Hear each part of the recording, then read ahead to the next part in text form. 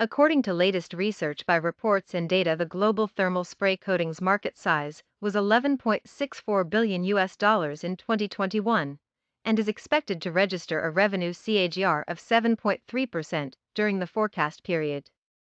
Increasing usage of thermal spray coatings in the automotive as well as aerospace industry is the major factor expected to drive market revenue growth. Thermal spray coatings are utilized to minimize friction and wear on machine parts, extending their life. It is a flexible technique that may be used on a variety of materials, such as carbides, pure metals, ceramics, alloys, and even composites. It is cost-effective and has a wide range of applications. Thermal spray coating methods such as electric arc wire, oxy-fuel wire, plasma arc powder, oxy-fuel powder, and high-velocity oxy-fuel wire.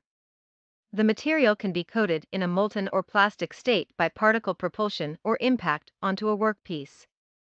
This method is used to reduce fretting, abrasive, adhesive, and erosive wear.